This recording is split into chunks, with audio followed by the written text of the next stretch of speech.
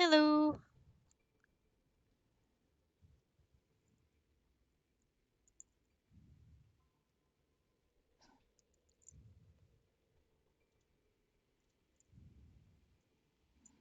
All right. I'm looking to do something a lot different today. I'm going to do an in-depth VOD review of some Mercy gameplay that I found on Reddit from r/Mercy mains. And I'm going to be taking a look at some people's gameplay and going through what I think they did well and hopefully give some helpful tips on how to play Mercy better. I do play every support at about a master's level, but I feel like my best ability to give information is with Mercy because I've been playing her for way too long. So, we are going to be starting with Nordstrom's game here. Um, I'm gonna mostly be doing spectating from their perspective because I want to kind of get um, kind of see what they see and look at what they're trying to look at because that's an important part of Mercy play. And then at the end, I'll try and go over like what in general I think that they could do better, and all Mercy players can do better. All right, what I'm looking at here is it's interesting that you've taken the high ground. It does give you some better views, but it does make it more open for the enemy team to hit you. They do have a McCree, so I would avoid taking that high ground because the McCree has line of sight on you and he's going to be able to hit you. Alright, let's go back a little bit. I was busy talking. Let's see what we could have done better here. Alright, I would start backing out right now. I would not have gone in here, unless you're playing to wipe. If you're playing to wipe, then I wouldn't have gone to go get this Ana here. Because you can kind of see at this point here, you haven't lost anyone. I would have healed that McCree a bit earlier. But okay, here now see, you're down 2, so you're almost certainly gonna lose this fight. Both of your other people are low, and it's too early in the game for there to be any ults dropped on your team to like save the fight.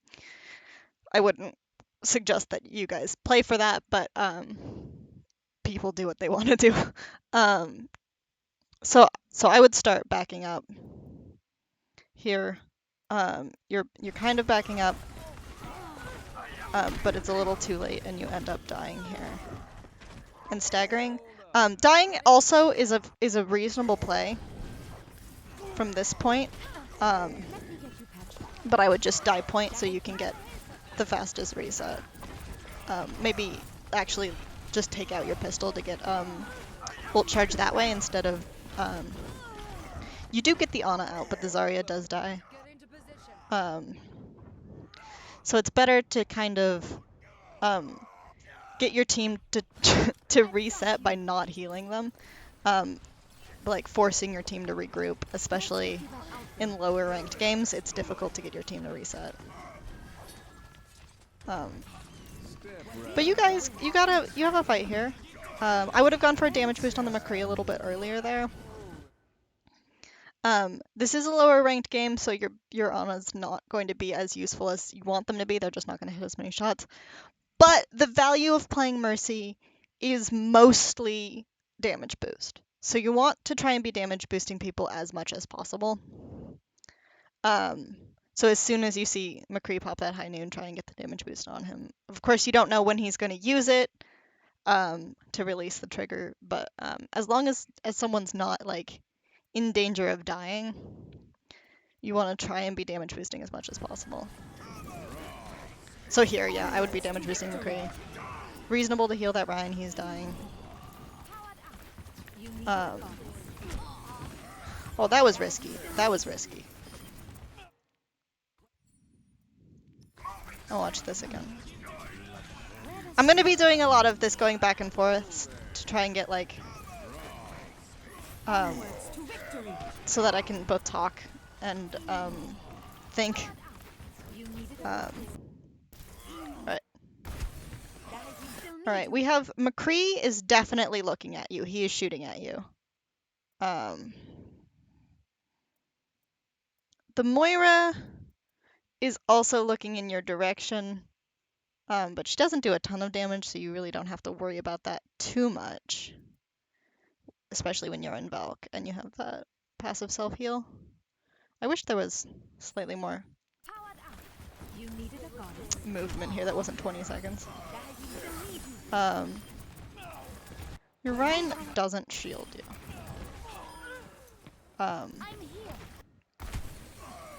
He's busy swinging. So what I would have done is positioned a little bit more behind this cart, because it is right here. You can get a little bit lower and then McCree can't hit you. Of course he doesn't. It is a plat game. So there's not going to be a whole lot of hitting Mercies in Valk, but if you start to climb, they will be able to hit those shots, and you have to kind of like be aware of that, and try not to. A lot of Mercy is just trying to not be in anyone's line of sight. This is reasonable positioning. Oh, I would not have taken the fight with the McCree. McCree is scary. Did you know that he used flashbang or something?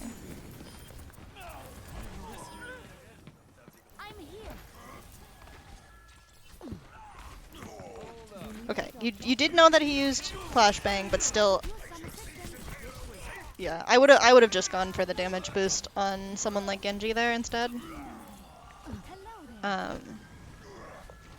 So you can get a little bit more distance on the McCree, because he can just. That was a weird nano. He can just right click you at that range, even if he doesn't have the aim. That was a nice off point grab. Oh my god, you guys still haven't gotten the point? That's not good. Alright, yeah, I'd be looking for that res, yep. Good to let your Ana know that you need healing. They will blatantly ignore you. This is a common Ana thing.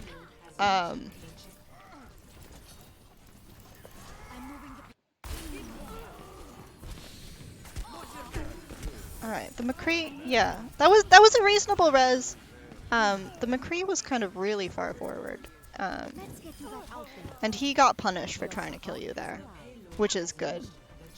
But it was, yeah, I don't know. I think that was the right play. Another thing, of course, you don't get comms in VODs, but yelling at your teammates when you're doing something like a res can be super helpful, because hopefully they'll be able to punish that McCree. They were able to do it this time, but a lot of times. I don't know where you're going here. This is weird. Where are you going?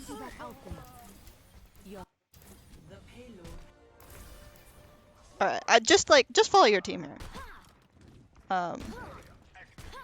You can line of sight these people here, with this building, and kind of play basically like here, even though your team's over here, because your beam will be long enough to cross that. And then you can be getting value during this time instead of using it to kind of reposition yourself. And that way you can be getting more value during this fight. Ana isn't pushed up, so it's kind of reasonable to heal, but as soon as people are full, you want to switch to damage boost. Because that is... Even leaving people like 75% HP, you want to be looking for the right person to damage boost there also. Gosh darn it, this thing is so finicky. Please excuse me. So you do some damage. Freaking. You do damage boost the Ana here. You really want to try and be damage boosting McCree. Genji is the strongest damage boost target in this team comp. because it allows you to. Oh, get down. Was that your McCreel? The callouts are weird and the colors are wrong. I'm sorry. Onwards to victory. Yeah. Okay, the blue team's the enemy team. My brain's. All right, that was a weird chatter. Good use of Valk so far, by the way. You want to use it at the beginning of fights like that. Yep, damage boost the Genji Blade. I would not have peeled for Ana there. The rest of the team was back with her. Who is on her again? Moira? Yeah. Just stay pushed with your Genji there. Even if your Ana dies, you still get more value damage boosting Genji there. That's a good res.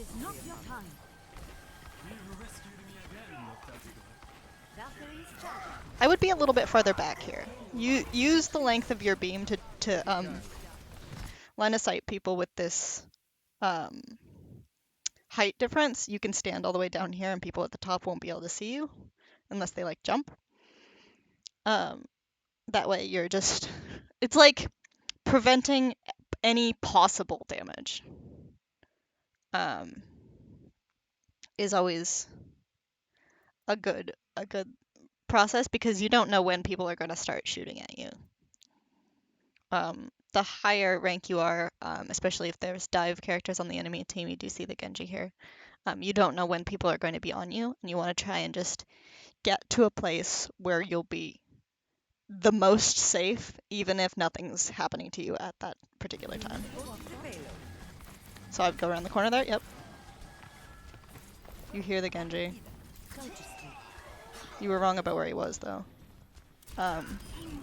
If you have directional headphones, making sure the left one's on the left ear and the right one's on the right ear. Super helpful in this game. Because the sound design is super important. I wanna look at your decision to stay over on the left here. I can't remember if you said you were playing on PC or controller. Hold on.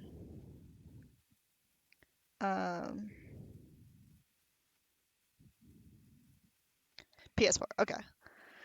I was gonna say the lineup time on that shot was really long, but you are playing on a controller, more reasonable. I did play on a controller myself for a while, so I know the difference between the two aims. It looked weird too, but all right. This is a weird use of Guardian Angel here. This is nitpicky. But you fly up to his corpse after he's dead. It is a very short cooldown, but I do try and avoid using it when you don't have to. Okay. Here. Alright, we have to wait through stuff because I'm too lazy to try and figure this out. Alright. Right about here, when your Rhine reappears... That's not your Rhine. My bad. When you get people right across the way here, I would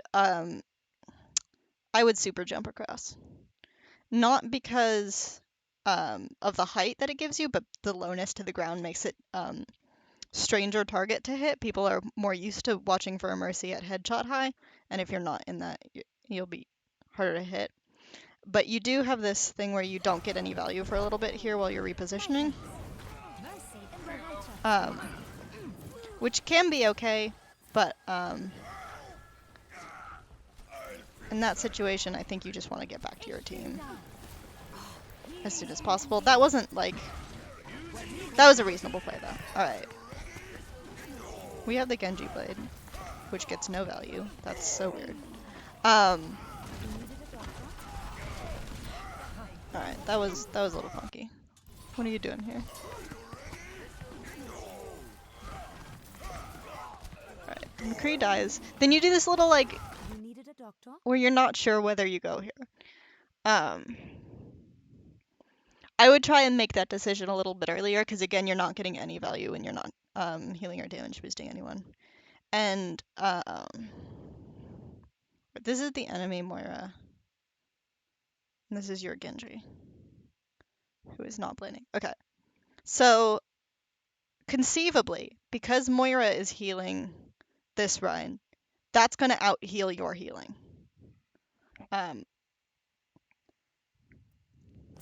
If they keep the healing on him. So that's going to be a problem. Alright. Yeah, I might have tried to go for a damage boost there on your Rein to see if you could damage through the Moira healing. But their team does come to try and save the Rein there, which wouldn't have resulted in a one fight. But I think going for a damage boost on a couple swings there, to see if you could out damage the Moira's healing on the enemy Rein. Because Rein v Rein fights, you're not gonna miss any shots, hopefully, between the two Reins. So getting your Rein shots damage boosted can be more valuable if the enemy Rein has stronger heals on him. Here, definitely push up with the Genji here. Your Zarya is on the flank a little bit. Alright, since the Genji fell back, now staying with the Zaryas, right? You have enough people on the payload. You don't need to be on the payload. Yeah, another good Valk. Again with the trying to damage boost the McCree a little bit earlier though. Especially this McCree, he's pulling his shots a little earlier. And that was a reasonable trying to do some pistol damage on that. Damage boosting the Rein there was pretty reasonable. You do see that no one else is going for that kill. If you know that your Ana has anti-nade, a damage boosted Ana can one-shot kill well, it's not one shot, but shoot, nade, punch, damage boosted will kill a sleeping target. So if you know your Ana has nade there, you can just damage boost and you get a guaranteed kill. But if you don't, I didn't see her use nade, so I wouldn't have necessarily gone for that. That was reasonable damage boost, but as soon as the Rein was too far away to hit her, I would have switched back to the McCree. Maybe even the Zarya, because she's pretty close.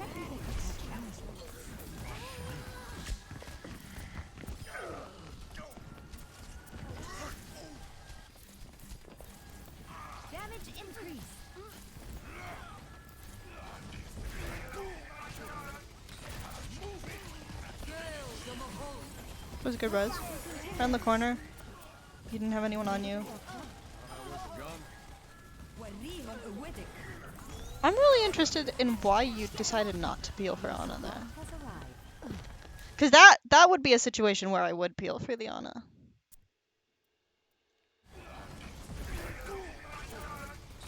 I don't think you could have saved that McCree. Again, I don't know about what your comm situation is, but calling that res would have been helpful for your Genji because he was half. But I definitely would have peeled for this Ana sooner. Unless you were 100% sure she was going to hit that sleep dart, which plat controller play, I would say, is less likely than if you were dealing with either a higher tier or keyboard and mouse aim. I wouldn't have gone for that assumption. And if you play like behind the Winston, he can't shoot both of you at the same time. And he just used jump to get there. So if he turned around to try and kill you instead, and the Ana wasn't healing you, which is honestly pretty likely, you could just fly back, and the Winston wouldn't be able to chase you. So I would have peeled for that Ana there.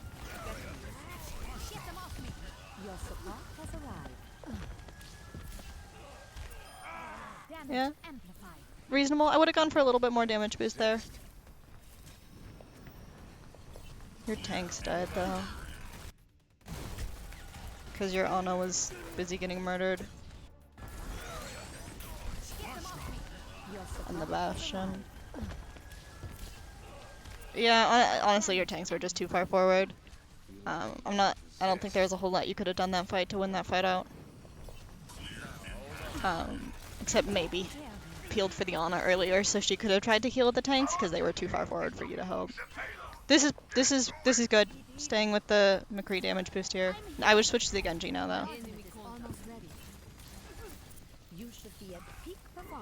He is split from the team a little bit more, so he's going to need more help. That's reasonable. I would have maybe used that a little bit earlier. To try and prevent Ryan from getting low. It's a risky play if someone's already a bit low. And you didn't just get ult. That damage boost on the McCree was a lot more like what I would have done. Oh, that was interesting. Choosing to jump over that.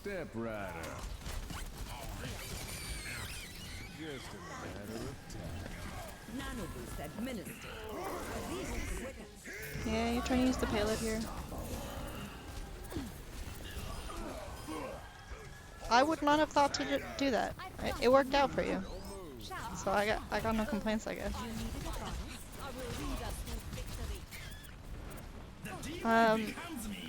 Damage boost targets here. I'm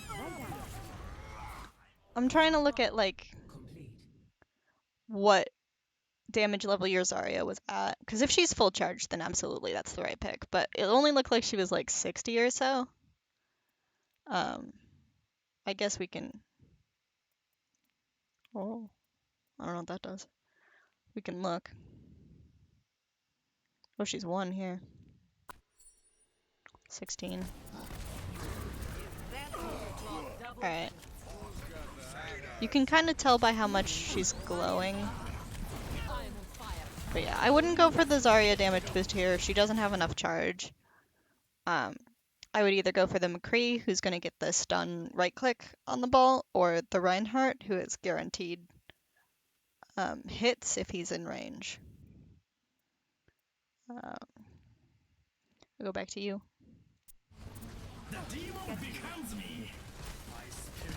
Damage boost to Genji, yep. I would have stayed with the Genji still. Your Ana wasn't missing too much HP. And especially at the end of fights here, you want to make sure that you're killing people as quickly as possible. Skip through this garbage. Ready for battle. Attackers incoming. Oh, what's happened? There we go. Attackers incoming. Yeah, damage boosting the Rhine's good. This Rhine positioning is weird as hell, though. Definitely leave that situation. I wouldn't back up that much.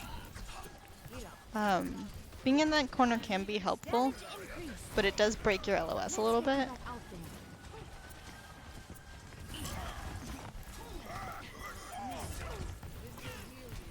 Yeah, I'm trying to get the kill on that person in there.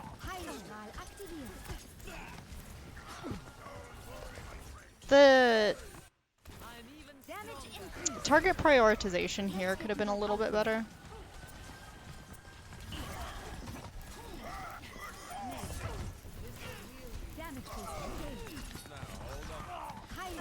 Your Ana was about half, and your McCree was a little bit lower.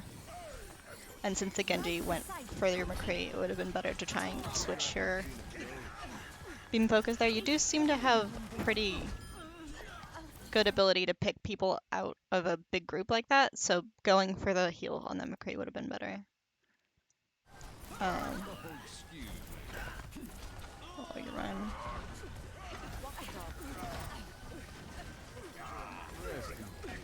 Where is this person dead?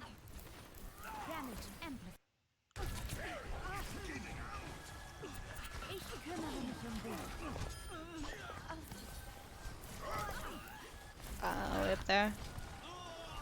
Yeah. That's probably not savable. My ultimate is ready.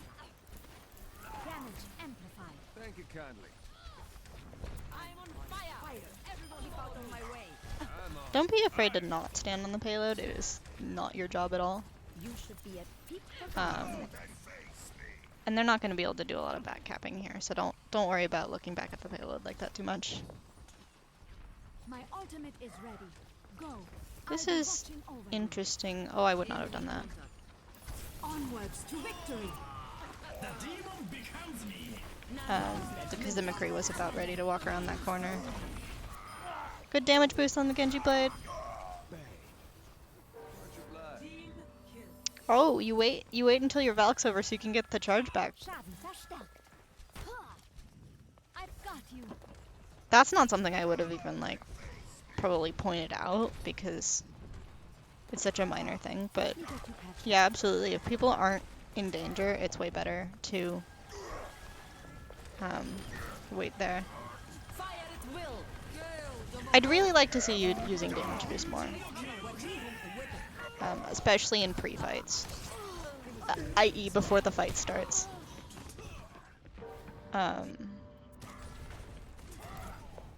You guys did end up using a lot of ults last fight, but that's not on you. You used your ult first. Other than just calling out that you're gonna use an ult before you use it. What I would have done here is, you know your team's dead right now. Everybody's dead. You're down 3. Your other person's way up here. The Ana's about to get killed by this Genji blade. Just fly to the point. There's a corpse nearby. Just wipe on the point so you can respawn as close to your teammates as possible. Staggering yourself this little bit won't matter too much because you do have your dash ability to get out of spawn with your team, but we'll see if it impacts anything. I don't think it will. But just like, yeah, you can still fly to them, but just barely. So I would be careful about like trying to live like that. I think you should have gone forward with your Rhine there. I don't think it would have ended up mattering because he did kind of get rolled. But you did have a time where you could see him there, and I would have tried to keep heals on him because he was about to make a mistake.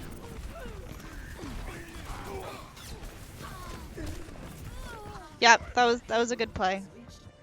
You're gonna wipe there. Just stay on the payload and try and get any ult charge you can from shooting people. Hello. I'm here. Hello. Hello there. I'm taking care of you.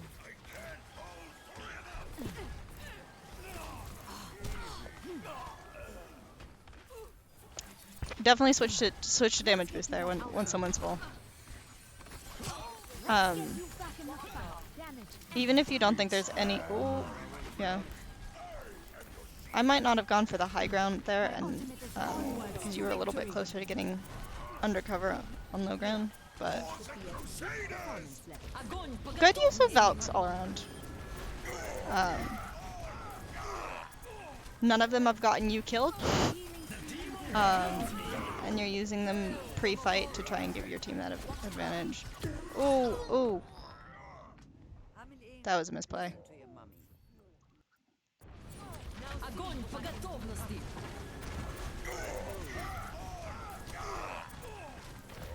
Alright, where's your Genji here? There he is. Just follow him, just follow him. Fuck the Genji. Go around the corner, follow your Genji. You try and take the less dangerous route by going inside there. But at that point, just follow your Genji blade because A, you're going to be in constant motion, so it's going to be hard for people to kill you. And B, most people are going to end up shooting at the Genji and not at you. So you'll have... you'll use him as basically like a meat shield. And then mostly he'll just mow through people for you. You can also... I look at who's alive here in terms of the enemy team.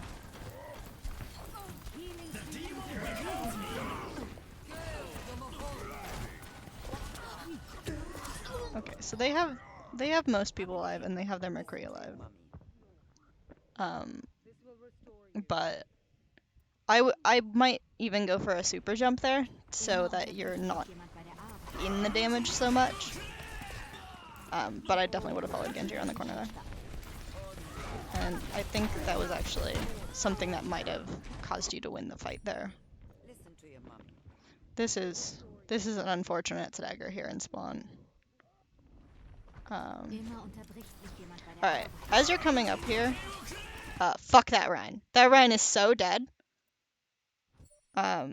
He's so dead.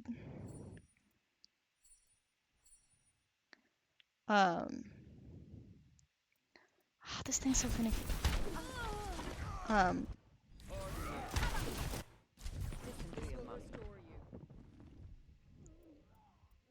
As you're respawning here, he's already half. He's the only one out there, and like 3 people on the image team are shooting at him. Don't even bother leaving spawn to try and get that Reinhardt there. What I would do here is look behind you and see who's respawning with you.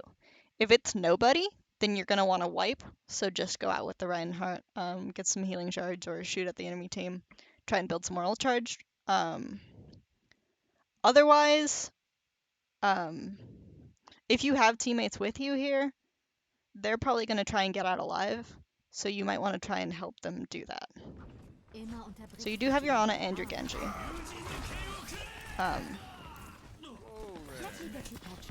I don't like hiding here. I guess if you hadn't have had your beam on, they might not have known you were there. But your beam just gives you away. You either want to just walk back into spawn and try and get out, or just try and die as quickly as possible. Your team's playing back there. They do have a bit of cart push, so you might even get another respawn up here. Yeah, your Rhine spawns. Yeah. You would have had a way better reset if you had just stayed in spawn there. Damage boosted. McCree healed him if he tried to leave the spawn.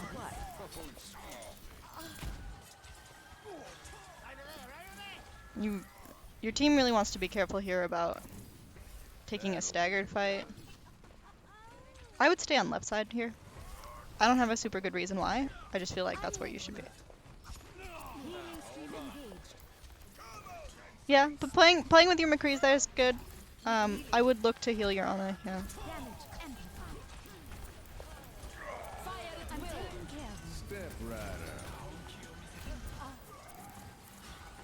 I see that your Zarya is low there, but I definitely would have gone for the damage boost. Ooh, that was risky.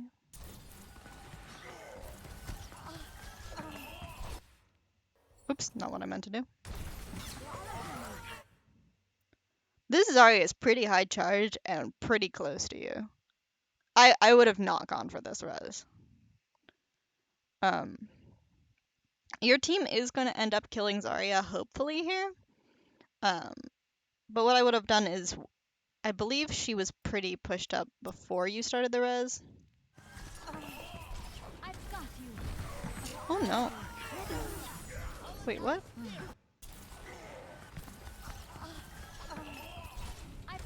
Oh, there's Genji right there too. Alright, yeah, don't do that. That's scary. You could have gone for the res like right here. In that little time period before they got around the corner. And that would have been a lot safer. Alright. This, you can test the point. Your team's being pansies, they're not touching it. But it can be fairly difficult to kill a Mercy and Valk, even if they're forced to stand on payload. So you want to probably fly to this corpse on point, so you can get that little bit more speed. But as you see your team like backing away from the point here, you're like, that right about then is when you need to be thinking, I need to get on the point. Because even if they kill you there, um, you're still gonna get a better time bank by just wiping on the point. Um, and if you stall long enough, you might even be able to get your team to remember that there's a payload, or get this Rhine and this junk coming back from spawn to stand on the point. Um, Score. I wouldn't have taken your pistol out though. Switching I would have kept sides. heals on the people who are over here, while you tried to contest the payload. Initiating match. Initiating match. Ready for battle. Damage increase. Oh, you got a pop now. Incoming in 30 How meta. Your support has arrived. Working with you again, Dr. Ziegler. 3, 2, 1. Attackers incoming. Kind of random hero switches from your team. Escort. Maintaining connection. Yeah, this is good. I might actually go for the Junkrat damage boost because he is pushed a little bit. Oh, that was... You didn't have to do that. Let me get you patched up. Now I'd be looking to go with the McCree over here. He's by himself, which means he's putting himself in a dangerous position, but also a possibly valuable position. So I would have taken yourself with this McCree here and gone for the damage boost. You needed a doctor? I need healing. Activating the barrier. Ooh. You definitely could have avoided being in that by just being around the corner there. You didn't need to be there. Yeah, that actually might have won you the fight, not being in that shatter, because you were super close on Valk.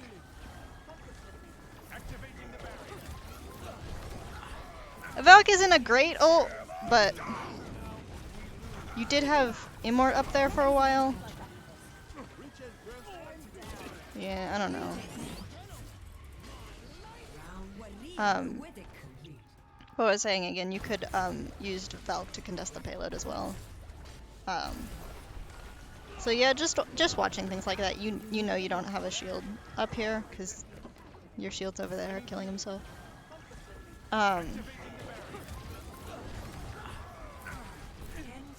And because this is an open area, you can definitely just play in this left room, and not put yourself in danger of getting shattered like that.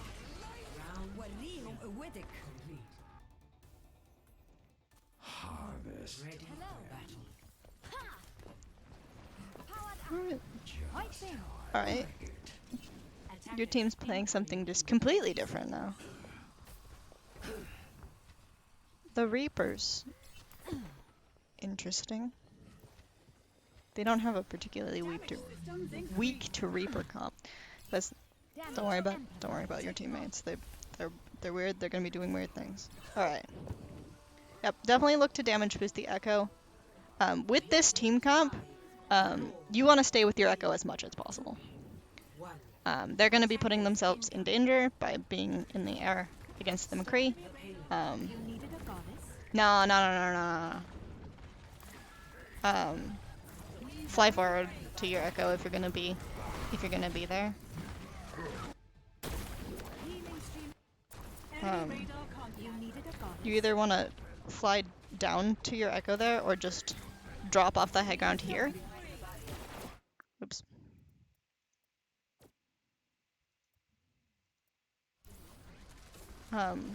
Drop off the high ground here down to here from this little edge.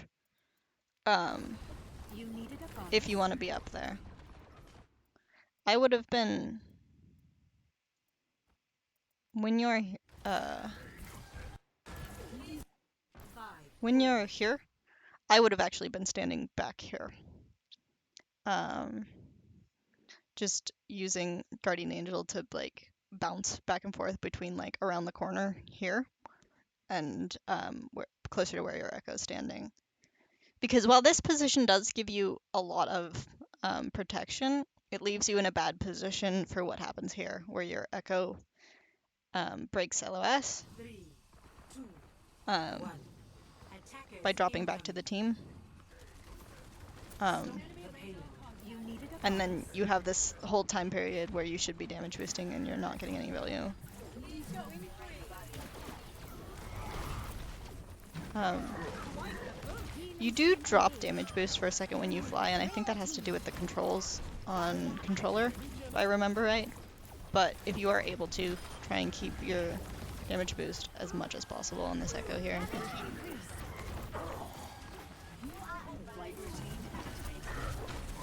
Yeah, I definitely would have gone for the res there. Ooh, you broke it. That's distinctively not good. Um,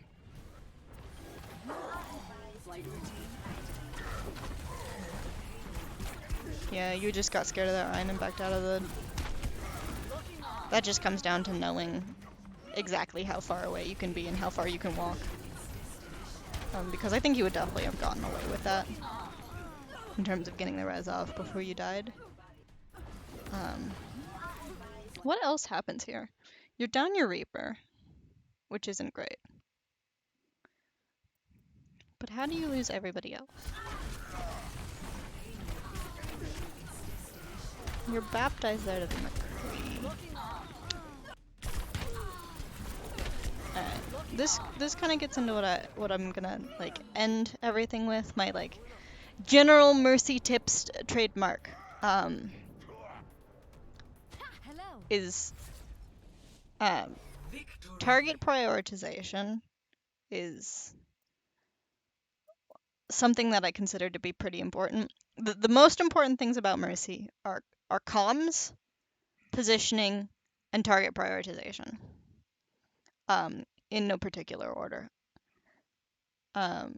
So when Ready for battle. you have a team like this, Reaper has some self-sustain.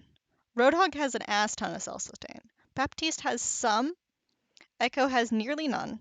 And your Orisa has some. So you want to be with Echo as much as possible. She's the most likely to get herself in trouble. And also, damage boosting her is one of the more valuable damage boosts in the game. Pretty much, it goes like damage boost target value-wise, Pharah, Echo, Ashe, McCree, Genji, Soldier.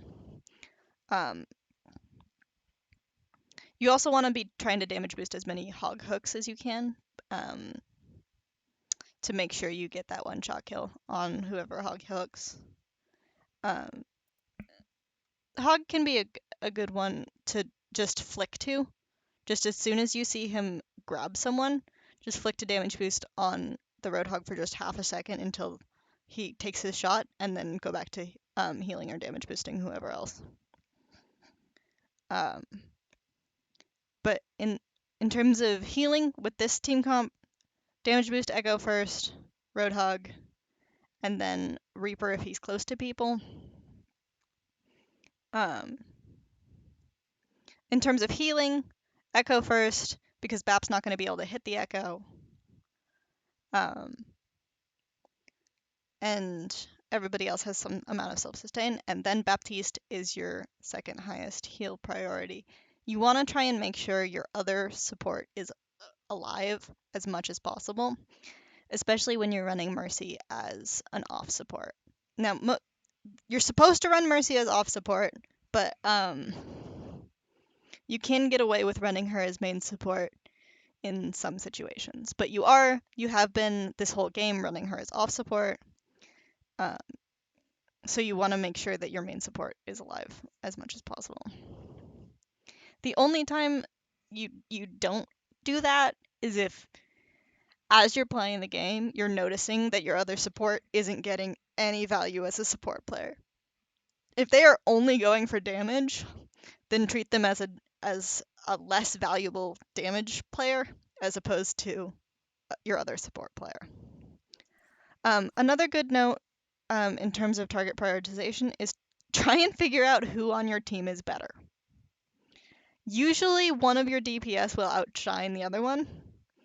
Um, and in terms of like that hierarchy list of like who to damage boost first, um, that changes if you you notice that the person that you're damage boosting isn't getting any value. And that just comes down to watching who you get hit markers when you're damage boosting. I couldn't super tell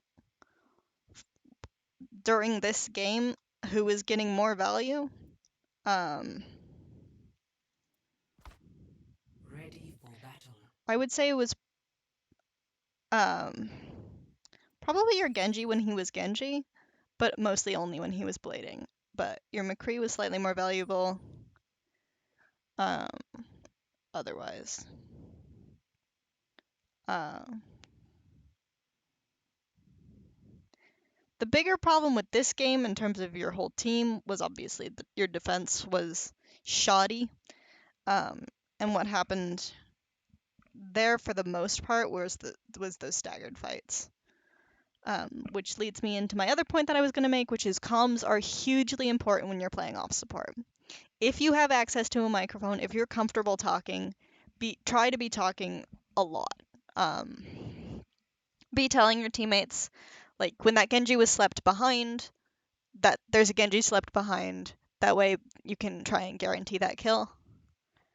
Uh, because pistoling him works if your team doesn't go for it, go for him, but it doesn't guarantee the kill as well as someone like McCree, headshot body shot or something, or a Rhine pin. And another big thing about talking in comms is ult tracking. It's complicated to learn. What I would do to try and, like, if you don't have a good sense of how long it takes for ults to charge, is literally just to go back through a game like this and be like, okay, we're a minute in. What do we have? Um, your team obviously lost the first fight, so the enemy team's going to have more. Their Rhine was swinging a lot, so he has a lot of ult charge. This is way faster than a Rhine would usually get. Because they have two main supports, both main supports' ults are going to charge a little bit slower. I'm actually surprised the Moira is this low, though. And just as you play, try and keep in your head what they're going to have. When you're learning, the more important ults to keep track of are the ones that are going to get you murdered. So for knowing when to Valk and when you need to play corners with Valk, you want to know when this McCree has ult. You want to know when the Zarya has ult, so that you can not be in that. And you want to know when the Rhine has ult. You kind of used to want to know when Genji had ult so that you could get out of the way of that, but pretty much at this point you guys don't have a defensive ult. Valk's not going to save people from Blade, so that one's not as important to watch for. Nano's not as important to watch for, and Moira ult isn't as important to watch for. So knowing what ults are going to get you killed and which ones to watch for in that regard. And then if you are able to talk to your team, make the calls when you're at least somewhat comfortable on when you think the enemy team's going to have ults. Let your team know. Because especially for Rhine players, it's really helpful to know when the enemy Rhine has ult. Your Zarya, if she has Grav, it's helpful for her to know if the Genji has ult, so she can try and counterplay that. Your Ana would want to know when Genji has Blaze, so she can try and save sleep for that. Stuff like that. It's just super useful for your team, and because Mercy and a lot of the other supports don't involve as much focus in terms of aim, it's good to try and... Mercy's like a macro player. You want to be thinking about how the whole team fight is going and not just what you're doing. Which... Oh, I forgot a point. My other point was awareness. You seem to have pretty good awareness, but I would check behind you a little bit more. For the most part, you didn't have anyone behind you this game. Um, you mostly just had Anna behind you, and you did peel for her a fair amount of the time, so you must have known that she was there. But you want to know, pretty much, you want to know where everyone on your team is and where everyone on the enemy team is as much as possible. And you can kind of generalize. They're running Ryan Zarya. The Ryan and Zarya are probably going to be together. So you're like, okay, their front line is here.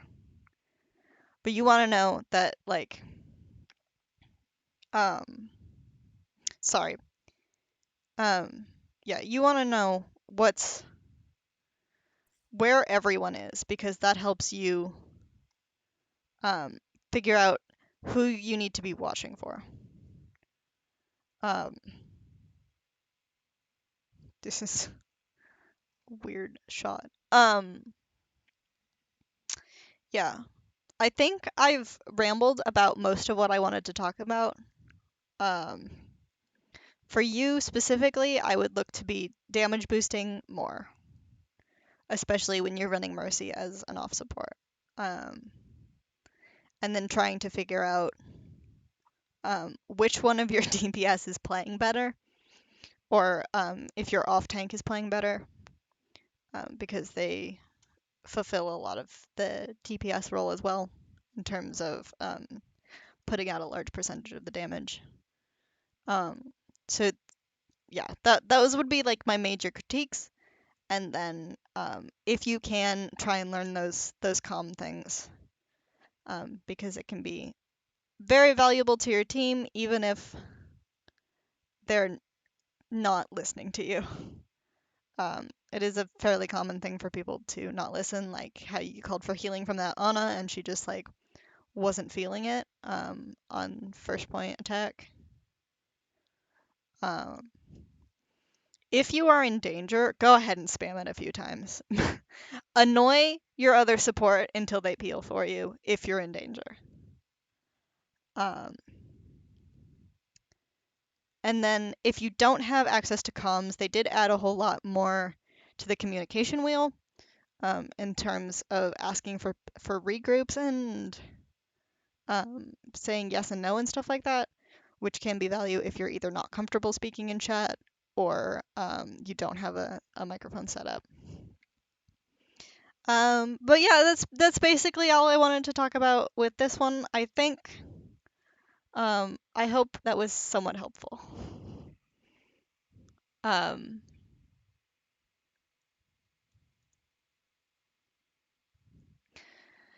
um, I just came back to look at the chat, which I have not looked at all whatsoever.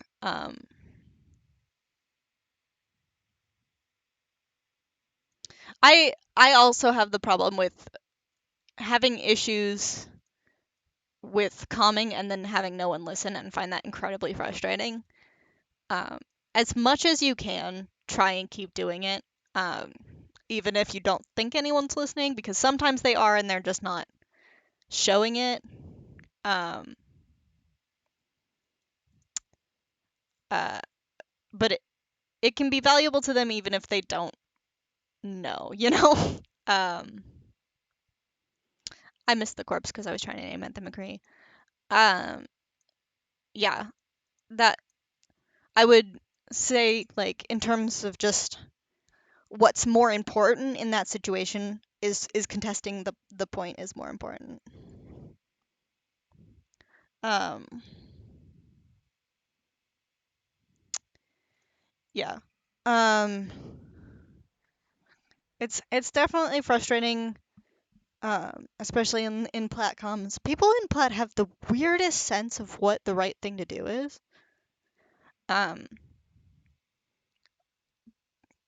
a way that you can get your team to listen to you more, to to trick them into listening to you more, is to position everything you say as a suggestion rather than like a statement. So saying things like "I could use some healing right now" or "Please help me," as opposed to like "Help me," um, can cause people to be a little bit less. People in this game are hella sensitive. I've found if they feel like you're attacking their play at all, they'll get really upset. Um, but if you phrase it in a way that's like gentler on their ego, you can get more value out of it. But as you climb in Elo, generally people get better at listening to comms, and hopefully you can get to a place where at high ranked games, there is constant communication between teammates. Um, if you're playing at like a reasonable time of the day, if you're playing like 3 a.m., then people don't talk. But a lot of the time there'll be a lot of talking, um, and people will listen to especially off support calls. Um, so it can be it's a good skill to learn at the very least, even if it's not something that you're like.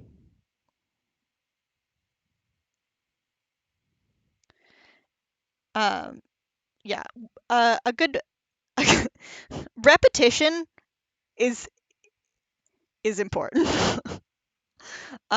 If especially if there's someone on your back line, um, saying it in a way that has intensity but not judgment.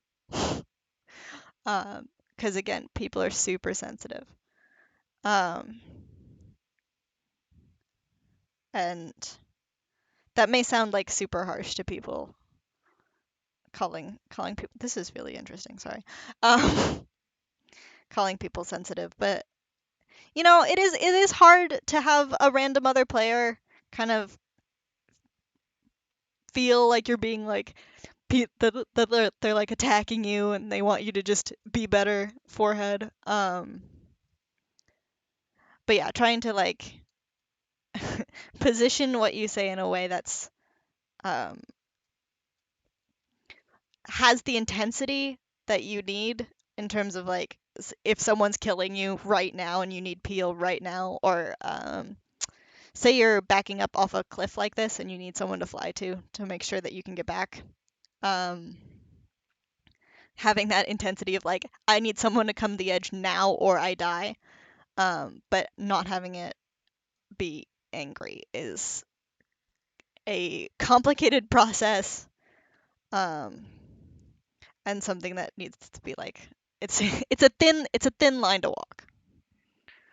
Um, I don't know. I've gotten to the point where I'm rambling a bit, I think. Um, but I hope this was at least somewhat useful. Um, yay, that's good. I hope it's stuff that's not like, and I hope I'm not like being too demeaning. I don't want to come across as like everything you're doing is bad, change it all, or anything like that. There's okay, good. Um, I'm terrible at taking criticism myself, especially if people repeat the same thing more than once. I'm like, I fucking got it the first time, god damn it. Um, but I play this game, so obviously I am also a sensitive person because I just made a huge generalization, so now I have to include myself. Um, yeah, I'm going. Yeah, it. God, I have that same problem. I spend probably too much of my time healing. Um, and then I have a hard time trusting my DPS to actually do damage and stuff. It's uh yeah. Learning to try and give some respect to your team. I like to try and start a game giving respect to my team, and then if I'm playing mostly to damage boost people and I still have like gold healing, then I'm like, okay, this clearly isn't working. In that situation, I might because I'm a flex support player, I would probably get off Mercy if I had a better swap. Um, like you're running Rein Zarya, so if you ended up with gold healing trying to damage boost Genji McCree most of the time, then I would probably just switch off to Moira. But I don't know what characters you are specifically um, better at, so I wouldn't. I'm trying not to. I'm just trying to look at Mercy play, but that would be something that I would consider if I was damage boosting most of the time and still ending up with gold healing. It's like clearly my other support isn't supporting a lot. And this is a Rhine v Rhine situation for most of this game. So there's going to be a lot of damage thrown on both sides. So if your Ana's not healing a lot, that's big bad. Everyone except Zen, not great at aiming. Understandable same, to be honest. Except I do play Zen. Zen's fun. But yeah. Also, like, knowing the meta and also what you're good at so that you can make those switches that are both, like, more meta switches, but also switches that mean that you're getting value out of your hero picks. Because sometimes, like, I'm all the time getting people who want me to run Baptiste when we have dive tanks. And I'm like, yes, I know Baptiste is meta, but I'm not going to be able to hit these dive tanks on Baptiste. I know myself. It's not the right play for me. And being able to, like, explain that it's not like you disagree with them necessarily, but that you personally won't be able to do as much, can try and soften some of that anger. Yeah, I would think that people in like GM would be like, yeah, maybe don't run Bap with dive because hitting grenade shots on people who are halfway across the map is pretty freaking difficult. But no, apparently they still want me to run Baptiste, and I'm like, okay. Maybe Baptiste is the right play there for other people, but I'm like, me personally, I'm not gonna get the value here, guys. Um. Anyway, I've rambled. I'm good at that. I'm going to take a look at somebody else's gameplay here for a little bit. Let's see who it is. No, this is not what I wanted. I'm just checking my phone to see. This is a King's Row game.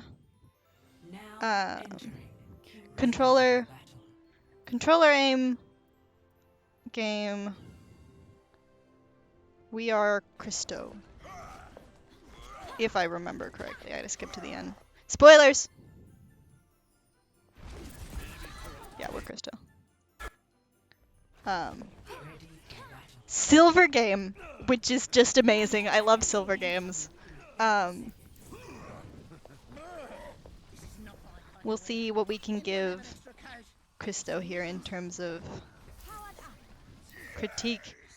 I have never played on console fully, so a lot of my thoughts are going to be a little bit down to guesswork in terms of what, because the meta on PC is just going to end up being a little bit different. Ana's going to be run just significantly less because the little bit of aim lock you get on console is not applied to Ana, so a lot of times you just don't want to run Ana unless you're particularly good at controller aim. And you're also, if you're running second support here and you see that you have an Ana, you're like, this is probably not going to get a ton of value. Probably. There are probably some people who can pull it off, but... Alright. Your Junkrat's trying to kill himself.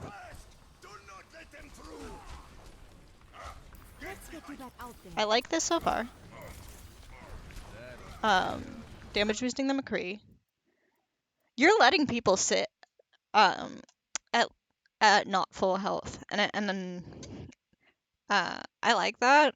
But I would be watching, especially because we're playing at such a low rank and with controller aim Ana. I would definitely be looking to see if these people are getting their health back, if Ana is hitting those shots. because if not, then you're basically gonna have to play main support. Reasonable positioning here. Damage boost engaged. Yeah, the Junkrat's on his own. Reinhardt, where would you be without me?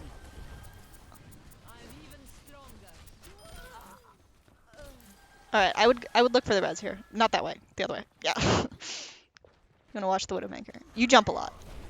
They do have a Widowmaker. Okay. Not the end. Your Ryan tried to kill you there! Why did he do that? Alright, sorry, we're not looking at the Ryan. You see this Hanzo up here. Your team clearly doesn't. If you have comms, you want to be telling your team that that Hanzo's there. Because he's gonna try and be shooting you in the back. Your Ryan did definitely try and murder you there, but that was definitely a res you wanted to go for. Get your main support back in the game. Stop jumping though. Stop that. It's way easier for hit scan to hit you if you're jumping.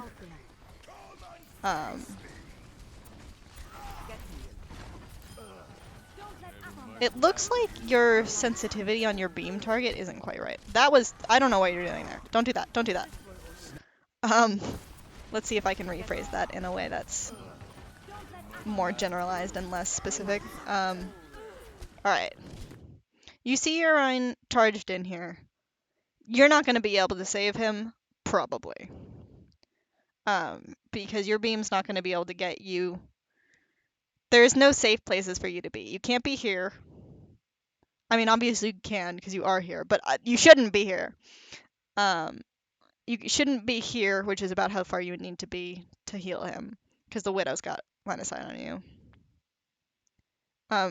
Your team is winning this fight, so you might be able to just hang back a little bit.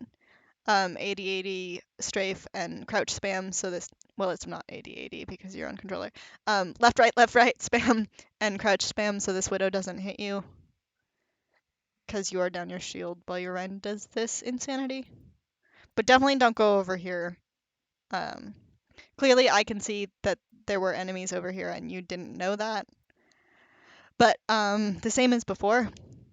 You don't want to have this time period where you're not getting any value at all doing these rotations. Keep healing the Ana here. Where does it hurt? Even though she's not the most best aimer ever, probably, you want to make sure that your Ana's as full as possible. Your Zarya is fine. Your Ryan's not, but he's purple, so you can't do anything about that. Your Zarya had enough HP. It was only her shields, so she would have gotten regen back even if your Ana didn't hit anything. But yeah, top off your Ana here. Yeah, this is the right play. Don't jump though. I would have, yeah. Your Ryan ended up surviving that. That's good. I'm taking care of you. I like the damage boost until he breaks line of sight. You can do that a little bit faster though. Now see what I can do. I wouldn't have damage boosted Zarya here. She's a little far. Top off your Ana though. You don't want Ana to have to use nade to heal herself. You either want it to heal several people. What the fuck? No. Don't pistol here. Don't pistol here. Your team's dying over here. This Hanzo was in the middle of the point. If you had the aim to be able to do damage on that Hanzo a lot faster, I would say go for the pistol there. But because we didn't end up hitting a lot of shots initially, that indicates that you probably shouldn't have been doing. That is so weird. Why did she do that? That you probably should have just been healing Ryan because he's in danger here. Pop Valk earlier. You probably want to pop Valk right here. Because your tanks are way more forward. Your McCree's not with your team, so he's not helping. You're on a just wasted nano boost. Um, so yeah, you probably want to Valkyr to save your tanks. Um, because we're at the beginning of a fight, they're gonna start using ults. They used Valk already, so they have more healing than you do. Yeah, Valkyr. Any time in like this time would be good. Popping it after your Rhine dies there isn't the play. If you decide to hold it here for that and go for the pistol on the Hanzo, I wouldn't suggest it, but that was the path that you chose. Then don't pop it here because your Zarya was too low to save. And because we can see that she's where she is compared to where the enemy team is, she's gonna get swamped here. Still don't know what your McCree's doing. So you wanna not pop Valk here if you didn't earlier, because now basically you've just wasted it. You can't save the point with both your tanks dead. Unless this McCree gets a huge high noon, which I wouldn't say is impossible. We're dealing with a strange rank. That is what he's playing over there for, I believe. Well, I didn't not expect you to die there. Let's see what you can do about that. All right, back up now. Just back. Get out of this Zarya's range. As soon as your Zarya dies here, you want to look to you have two options at this point here. Either you want to try and get line of sight on this McCree, which will involve yelling at him to give you line of sight, or you want to turn around and fly back to your Junkrat and your Ana. You don't want to try and save point here by yourself, because you maybe have enough people here, and this point has a long enough respawn set that you can recontest. So if you get out here, your tanks might be able to get back to the point in time for a recontest, and the McCree can go for a high noon behind them. So I wouldn't go for a wipe here. I was talking about that a lot last time about just wiping, but I would not have gone for a wipe here. I would have tried to get out, because you're not going to do a lot of point stall there. You ended up dying though. We'll see what happens. Your McCree died to an Ana. Back in the fight. Weird. Shut the fuck up, Junkrat. I'm taking care of you. I don't know what he wants from you. Damage increase. I know that you're trying to like make his life, trying to make him happy here by damage boosting him. See if he will shut the fuck up.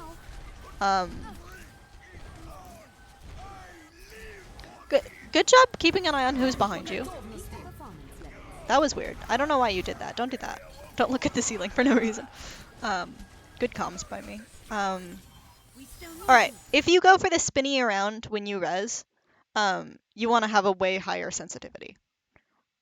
Doing something like that isn't going to make it harder for you to hit. Also, I wouldn't even bother with that, even if you do have a super high sensitivity, because you're just fully out of line of sight of the enemy team here. The only thing that's going to kill you is Hanzo ult, which that won't save you from. They have a Bastion now. Yeah, and so I wouldn't do that there because you lose information about what's going on in the team fight by Where does it hurt? by doing that there. Damage amplified. All right, I would be trying to see what's going on with that soldier. All right, he lived. This really bothers me. It's a nitpick, but it bothers me. You needed a doctor? You want to keep your beam on like 24/7. Amplified. Heal this Ana here. Yeah, there you go. And if you don't feel like it's safe to go up there, damage boost the Ana. It's not gonna get you a whole lot of value probably, but it's better than nothing. All right, this is a bad position because you are right in front of the Bastion here. You have two choices. Either you go to this Junkrat over here and play behind the bookstore where you were before, which would be what you want to do at. If you trust your Ana, if at this point you're like, my Ana can hit enough shots, she can keep this Ryan up, then go over here and save your Junkrat and damage boost him. It'll help break the shield, which will give the Bastion way less value. If you don't trust your Ana, if you're like, man, this lady doesn't know what she's doing, she nano boosted a Mercy. Both, I think, semi-reasonable. I think your Ana's getting a fair amount of value, but also is a little questionable.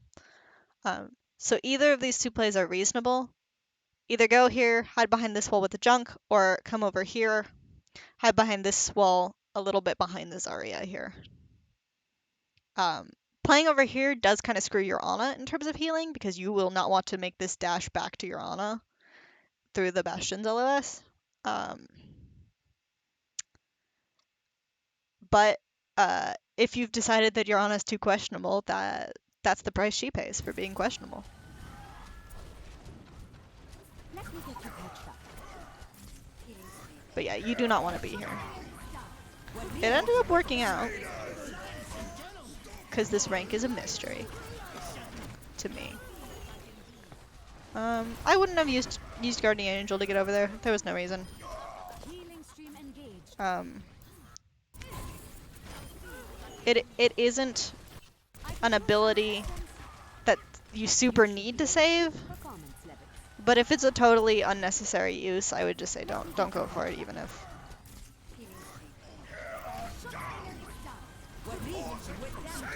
Do you like the damage boost on the Junkrat here?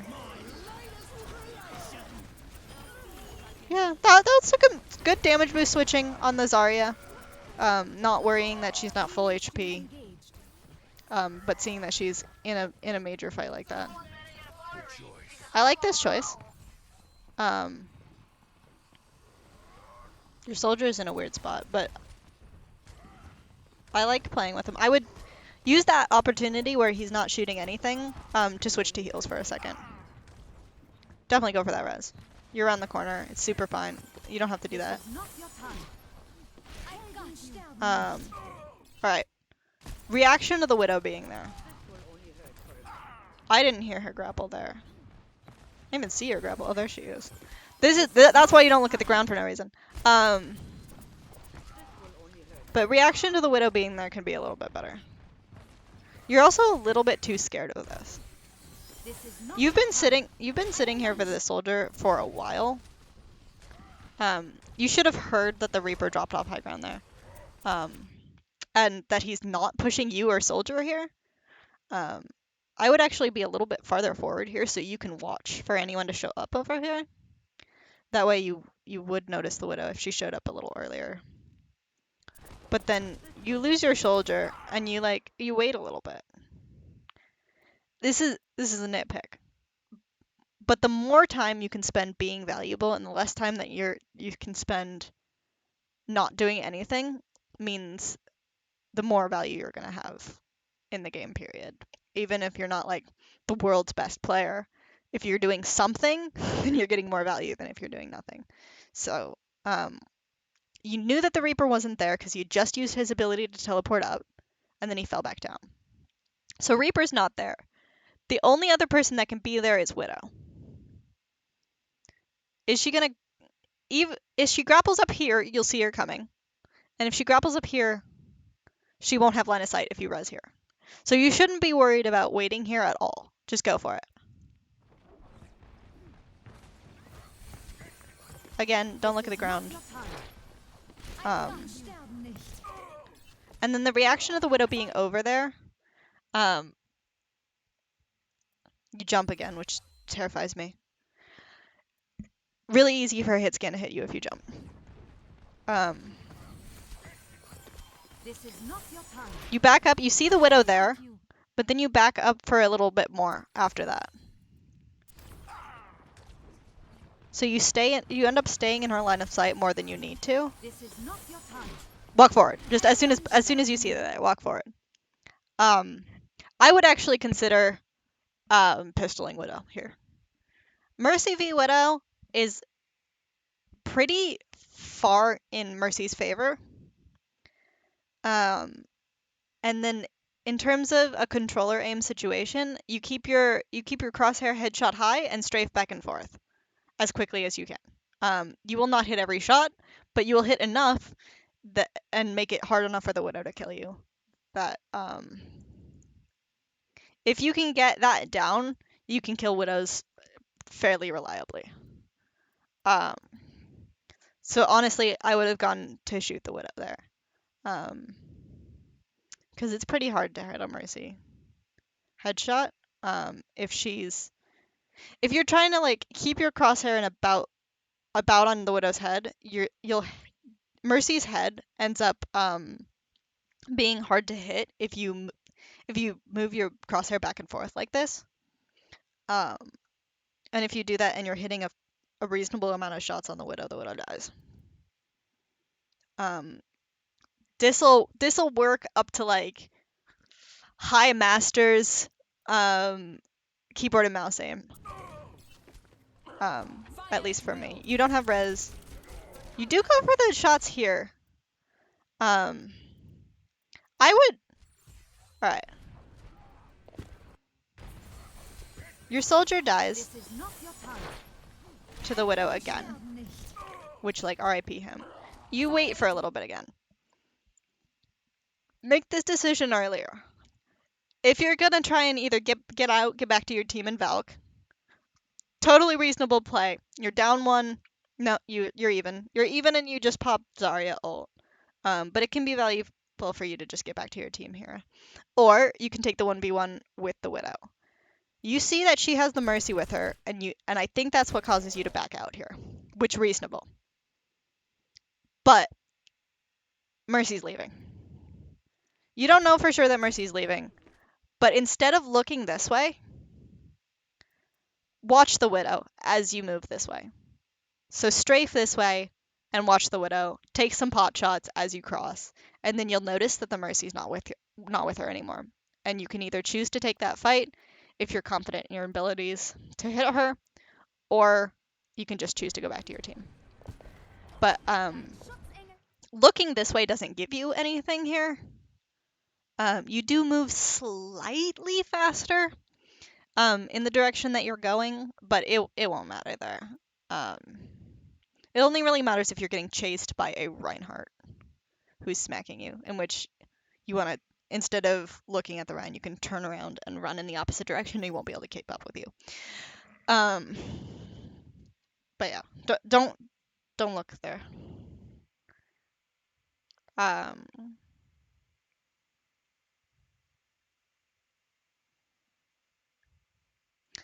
Yeah, your tanks off support, especially Mercy, is a lot of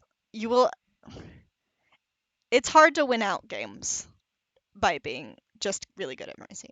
If you're good enough, you will win more games than you lose. But it is one of the harder characters to do that with. All right, back to Chris.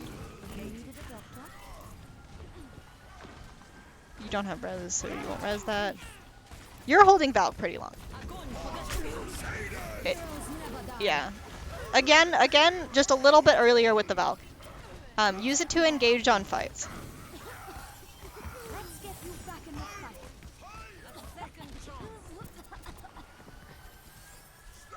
fight. That is a thing that I do where I just switch to my pistol for a second because I haven't decided whether or not I want to murder someone or not. But as much as you can, try and make that decision quickly. You can take that fight, yeah. I would look a little bit more for controller aim tip. It's really difficult to move both directions at the same time when you're aiming on a controller. So up and down and side to side, it's really hard to move at a diagonal like this. You want to try and do like this to get to someone. If someone's on the high ground like that, you get to like their headshot and then you just move back and forth instead of like trying to go like this and then track them as they like fall. Take advantage of what take advantage of what is easier to do on controller. Um,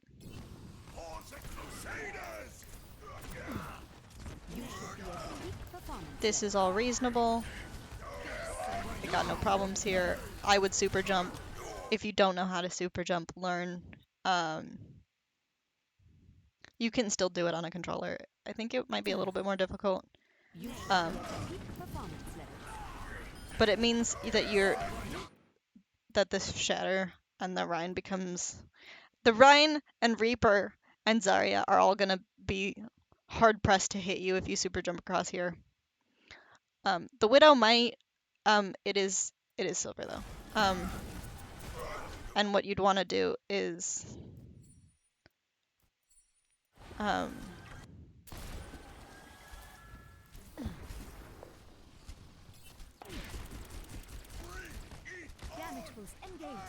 I'd actually probably want to stay playing here. You go up with your Junkrat, but then you decide not to stay with him. And then I would have just crossed back at that point. Because this corner here is just better protection than this little wall outcropping.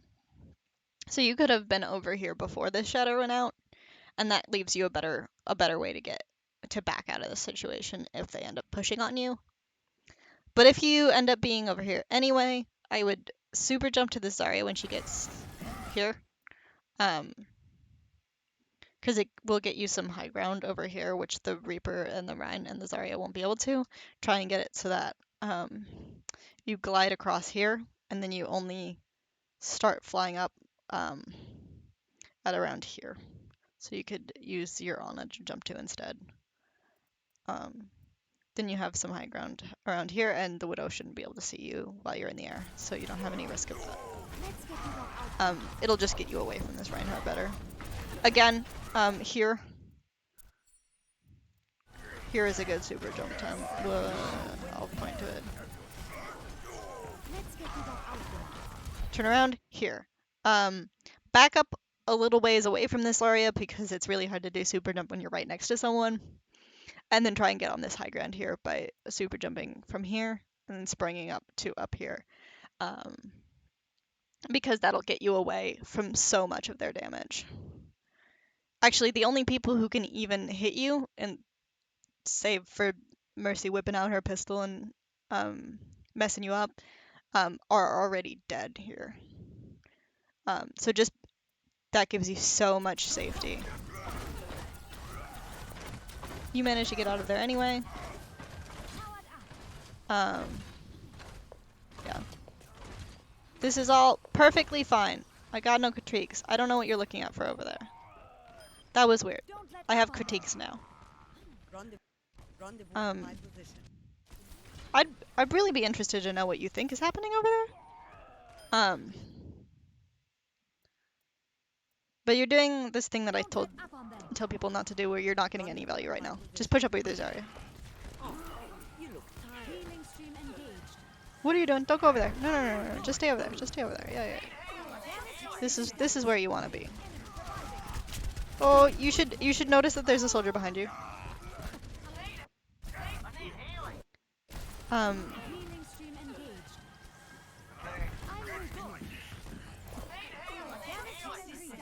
Alright, so here, instead of being where you are here, you want to be over here, back past this lamppost, more where your Ana is. Let's see if I can get it better. I'm not sure if you don't notice that the soldier's there, or you're just trying to kind of line of sight him. There is...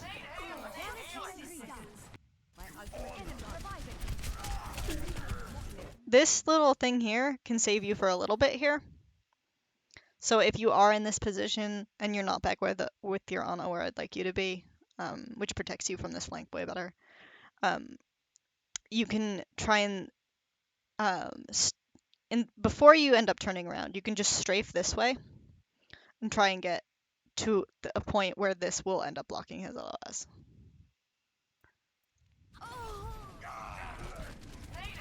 You end up dying. This is big no good.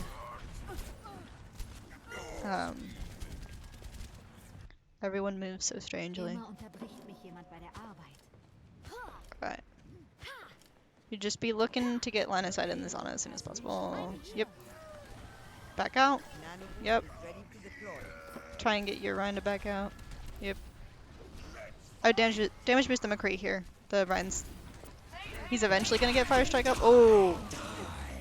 That's an awareness thing.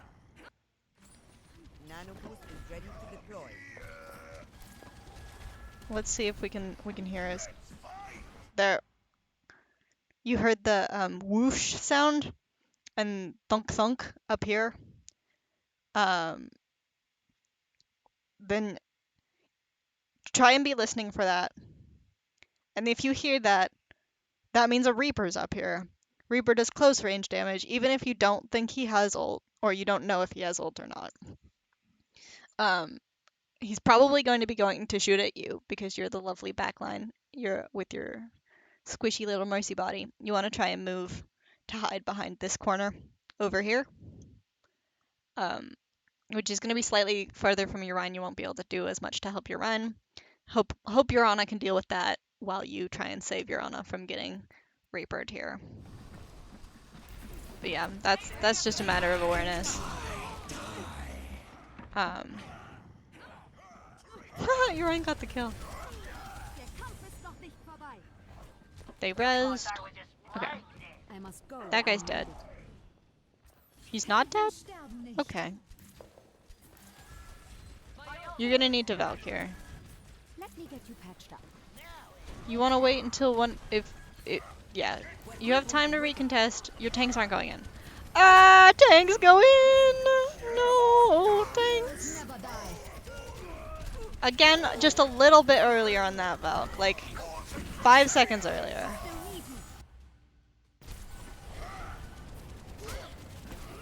I think you made the right decision to not go for the res on that McCree. But yeah, Valking a little bit earlier there might have been able to save your Zarya. That was a risky res. You got saved by the fact that it's a lower ranked game and there's not a whole lot of aim, and you also didn't get focused there. But if you decide to go for that res, the soldier here is going to be, and the soldier and the Reaper are going to be who you want to know where they are when you go for that.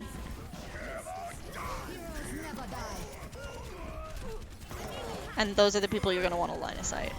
So the payload is right here. You can res this person from all the way over here, so you can line of sight the soldier that way. I can't tell where the Reaper is based on where you're looking, which makes me a little nervous. Where is he? Where is he? There he is. Yeah, he's on the same side. So you definitely want to be behind the payload.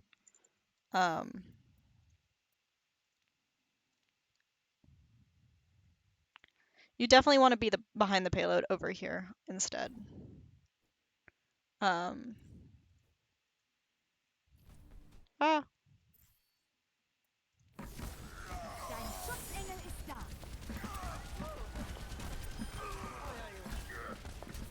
This is all reasonable. Yeah, you can totally clock her there. Your team was taking forever to kill her. It can be good to stagger people like Mercy. Mercy and Tiny Diva are the ones to go for, but if the Mercy has her pistol out, that means she's getting ult charge, and you probably just want to kill her. Even though Mercy ult's not the most valuable. It's better than not having Mercy ult. You're a little bit too far forward.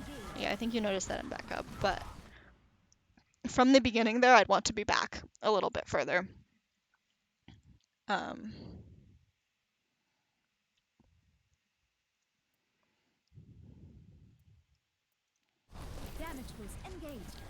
This is a reasonable position, but again, I'd probably want to be over here. It's not terrible, but because you messed up that jump. SMH. You forgot about your Junkrat.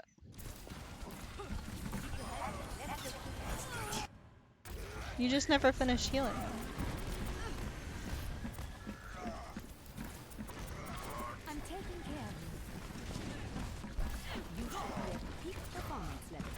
your Junkrat. Even if you think your Ana's the most garbage player in the world, you need to focus on on healing your DPS more than damage boosting, more than healing your tanks, because let's assume your Ana is terrible. She's not going to be able to hit your DPS. So, but she might be able to hit your tanks. So you want to try and heal your DPS more than you're healing your tanks.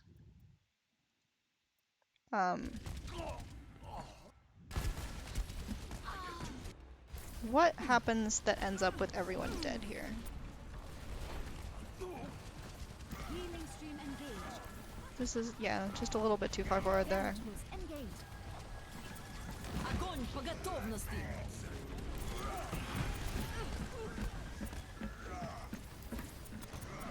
I'm taking care of you.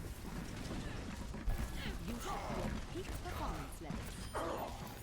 Yeah, I like that you damage boosted that kill from the Rhine, but then you need to go around and save your Junkrat immediately afterwards, and you take a little bit of time there.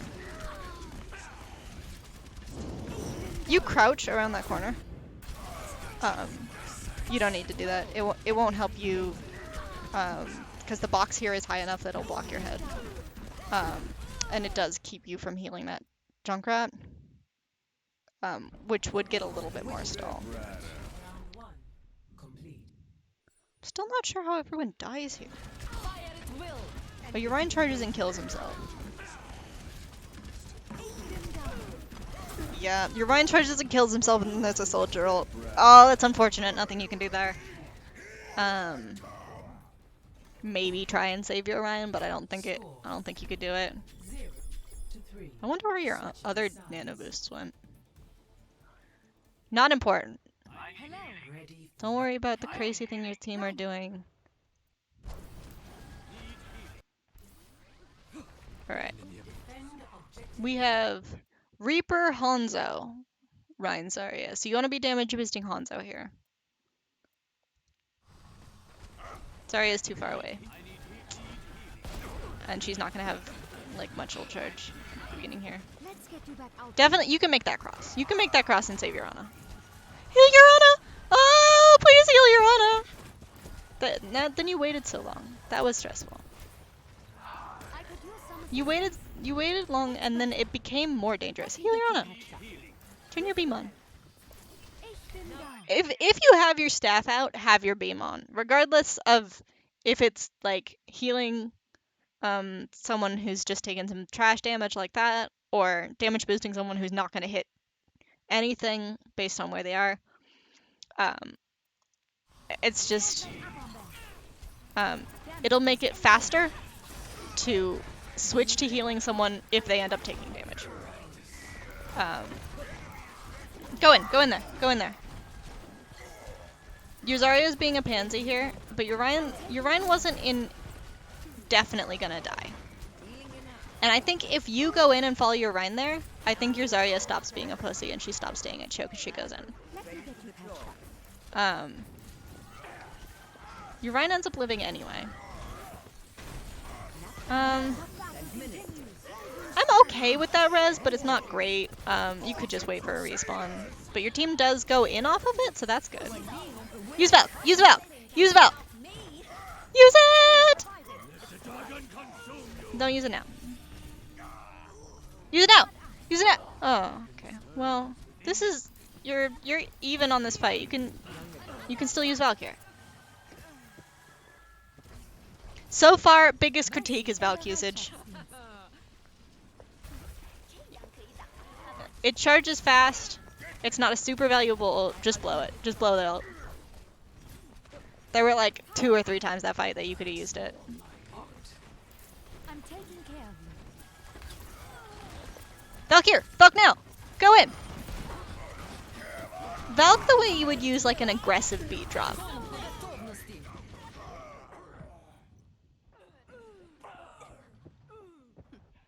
will stop them. Cause, okay, also, Valking here, when you get that pick, when your Hanzo gets that sick headshot, I'm taking care of That'll allow you to heal this guy, because you can change your positioning to up and around here. And it'll mean that you won't get shattered by this Reinhardt. You might end up winning the fight anyway. You also get slightly more healing per 10. You might end up winning this fight anyway. Your DPS might frag out, but that's 100%. Back in the If you lose that, that's on you. I am taking the objective. Joy. heroes never die. No, why do you do it now? You've won the fight. Der Kampf ist noch nicht. Damage increased. Okay, you hadn't for sure won the fight, but don't use it now. I'm gonna nitpick your Valks. I am taking the objective. I'm gonna do it. Joy. You're on a Heroes never Jabades you. die. That's kind of rude. I think you use it to get back to the point faster, but it doesn't actually help that much there. If you want to use it to get back to the point faster, use it now, fly up, and then you can get the line of sight on this person, and like fly there. But the actual speed of your movement doesn't change when you go into Valk, or if it does, it doesn't change very much. What it allows you to do is fly to people who are farther away. So if you're using Valk for movement to get back from spawn, try and get the line of sight instead of using it to just float. I guess if you just wanted to float, you could also just float over this, which would save you a couple seconds maybe. But yeah, fly up and then fly to this person if you want to use Valk for that. But I would say don't do that. Heroes never die. Just walk back to here. You'll see the Ashe, damage boost the Hanzo, perfectly reasonable. Walk forward onto the point, also fine. I would keep the damage boost here. Then you see these people coming back, then pop Valk. If you still haven't used it during those other 2 fights where I wanted you to, then use it now. When you see these people coming back, that means you're gonna have another fight. They want to contest this. Then you'll have this much time more than you would have, because you basically wasted this time. It didn't give you anything. Der Kampf ist noch nicht. Damage increased. Definitely damage boost the Ryan. I would damage boost the Ryan again here. He's getting close to that Ana. Ich bin da. Heroes never die. Der Kampf ist noch nicht. Damage increased. You could have done more to help this Zarya here. You have 2 choices here that I think you can play for. Play for the fuck the Zarya, make sure this Ryan gets kills, and damage boost this Ryan and this Reaper over here. They'll hopefully kill this Ana and get this Ryan to at least half before your Zarya dies. The other play is fly sort of to like over here. They have no damage that can hurt you. Okay, the Meg can maybe hit you, but she's not even looking at you. The Ana can maybe hit you, but she's healing. So nobody's going to be looking at you. You just fly over here, then you have line of sight on this Zarya, and you can make sure she lives when she gets walled off there. You do that thing where you don't heal for a little bit, because your beam's just not on. This... You should not have died here. Der Kampf ist noch nicht. I don't think.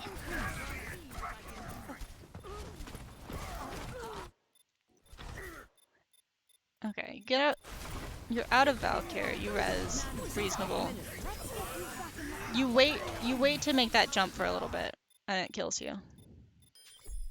I think what you're trying to do is make sure that you have lock on the right person. If that's something that you can't do super quickly, like you can't get to this person from the Zarya there fast enough to get out of this mail, then you might want to consider changing the sensitivity of your beam accuracy, so that you can get to that person.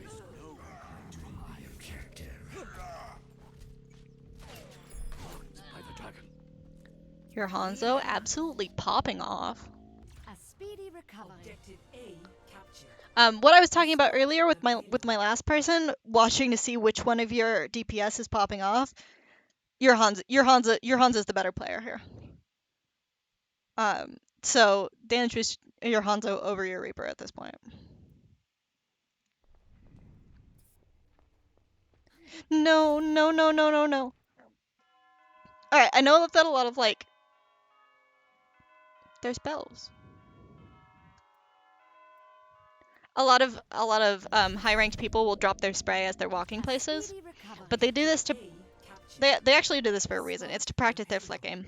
But if you have to stop in order to put your spray down, don't worry about it. Don't bother with spray. If you're going to spray here, let's get into the spray thoughts and planning, okay? Spray planning. If you want to put your spray here on this wall, as you're walking, you're going to walk around here, right? So you want to walk here, and then when you get to about here, instead of looking here, you flick, spray here, flick back. So you don't lose any time. But that takes so long. Oh. Again, you stop. If you keep moving and just look down and spray and look down and spray, that can help you train your aim a little bit. But yeah, don't do it if it's going to keep you from getting to the fight faster. Flip that Ryan. Yeah. You can wait. Fly to that Ryan. If you're too far away to lock on the beam to that Ryan and your Ana's not healing him enough, fly to him. Also top off your Ana, that bothers me. She ends up getting healed by the payload, it's fine, it's whatever, but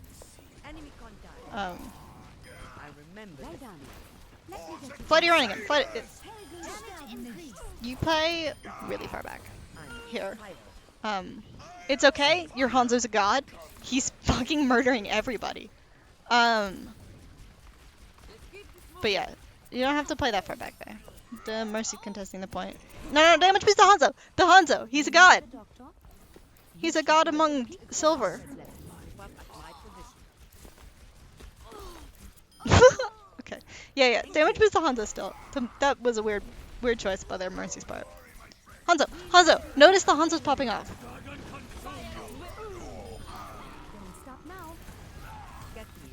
Oh no, the Zarya! Heal the Zarya there.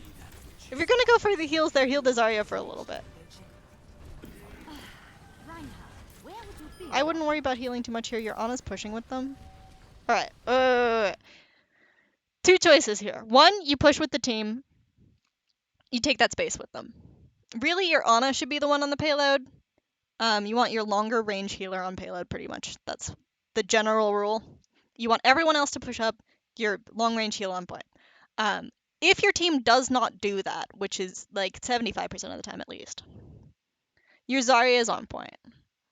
There's not a whole lot of value to you also being on the point. The cart speed up from another person on it isn't super important unless the enemy team's coming for a recontest and you think you might be able to push it in time. So what I would do is just push with your team. But if you want, you could maybe stay on the payload. It's somewhat reasonable. Then you just stay on the payload. The enemy team doesn't have LOS on you if you stay on the payload.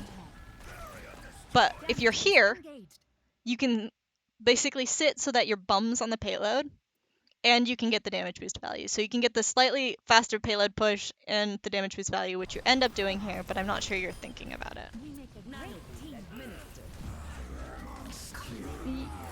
Oh, I like that. You made the right decision. Go up there, play with the Reaper. But you leave your Hanzo out to dry here.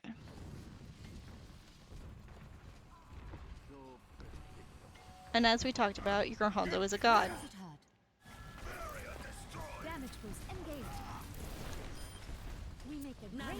Right before you fly, you see that he takes damage. I would switch to heals. Lock onto the Reaper so you fly to him. If you have that speciality on. But then you don't commit to this Reaper ult. You get there's again two possibilities here. You can decide that your Hanzo's a god and you want to play with him because he's a god, in which don't fly to this Reaper. Or you decide this Reaper's nano boosted and he has an ult, he's gonna pop off. Then stay with your Reaper. Damage boost him here.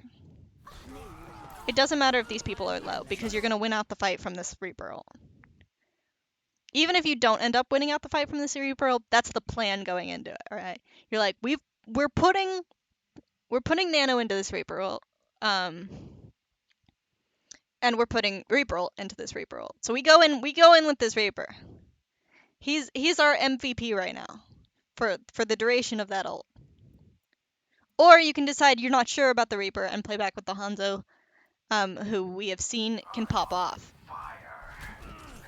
You should be at peak performance level. Play up with your Reaper here. Great team. They lose 4. So there's 2 people alive. It's an Ana and a You Junkrat. should be at peak performance levels.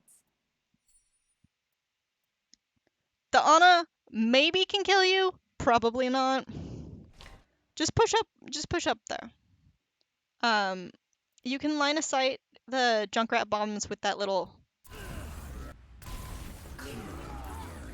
cart. With this pilot presence here, just stand around here. Fly to him and then bounce to here. Use the little like extra boost that you get if you hit spacebar right when you get to them, and stand here. Junkrat won't be able to kill you. If he strafes this way, you strafe this way. And you're all Gucci, and you can keep damage boost on this Reaper so he can kill that guy. Or play back with your Hanzo because he's a god. And maybe your Hanzo can get a pick on that. Oh no. Heal your Hanzo. This is an important part of playing Mercy on ladder, is knowing who's popping off. Your Hanzo's clear. Use that. Okay. Could have been a little bit earlier on that one, but that was the best Valk so far. This is fine. That was a little slow. I had that critique on the pistol play earlier as well. Just a little slow. If you're gonna make that decision, switch to it a little earlier. Damage boost. Or fragger. That's relatively fine. Because you didn't hit like any of those shots, I would have preferred to see a damage boost on the Reinhardt there. Get to a spot where you're a little bit more comfortable with your aim. Oh god. Are you not gonna win this? That would be a travesty, honestly. You're playing a little bit too passive here. And you're playing in the Bastion's LOS. Alright. Here, you want to play either here, so the Bastion can't see you. I would want to be about here, so you can try and heal your Zarya. Or make the call to back out, which I don't think that's the play at all. I think you definitely have enough people up to take this fight.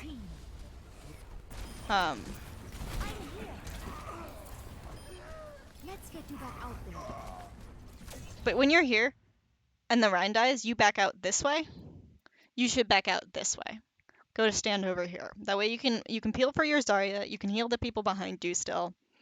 And since you have line of sight on these people here, you can just use them to springboard yourself out if you end up wanting to get out of this situation. But backing up like this is super dangerous because it leaves you right in that Bastion's line of sight for way too long. Alright, you end up winning that though. Oh, do not be here. Okay, no, the game hasn't started yet. Okay. If you want to be damage boosting this Mei here, be inside over here and not behind this. Especially knowing that they ran snipers last attack, that puts you in danger of being sniped. Damage increase. This is fine. I'd want to be up here with your Hanzo, damage boosting him. Your Ana's been doing fairly okay, honestly. Haha. And just having the damage boost on that. Hello, Will. I'm talking to myself. Um, Having the damage boost on that Hanzo is just gonna be helpful because he pops off. Um, you're right. Again, trying to kill himself. Nothing you can do about that. I like that you don't try and help him. It's not gonna end up helping you. But yeah, especially since everyone's full here, you're not gonna get any value from healing people. The Mei doesn't have line of sight on anyone. Be damage boosting Hanzo. He's got line of sight, and he's been hitting shots. Oh, this is so bad. How do you win this? Oh my god. Okay, you should have lost here. Your Hanzo gets a kill on the Ana, so that's huge. And then he flanks. You should die. You should die here. Alright. Oops.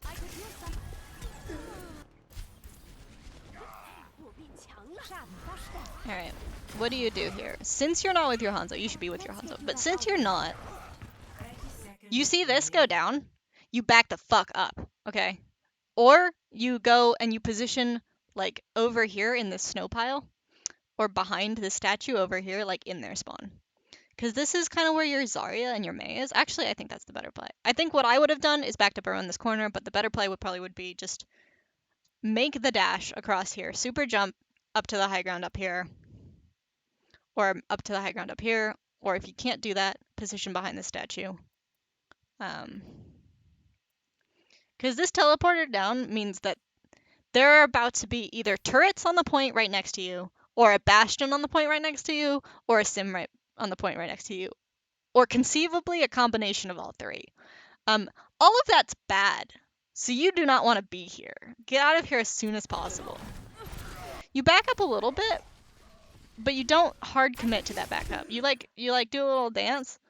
You just get the fuck out of there as soon as possible and get in here if you choose to do that backup. I still think flying to your Hanzo and your Zarya is the better play there, though. This is... No. This is... They've already used that teleporter. It's not... If they use this teleporter again, it's going to be to get out. Which isn't worth it. If this was a teleporter from their spawn, and this was going to get people back, that it would be worth it to kill it here. But you can tell based on these little dashy lines, and the fact that the teleporter just showed up next to you, that this goes to that one. So don't bother killing this.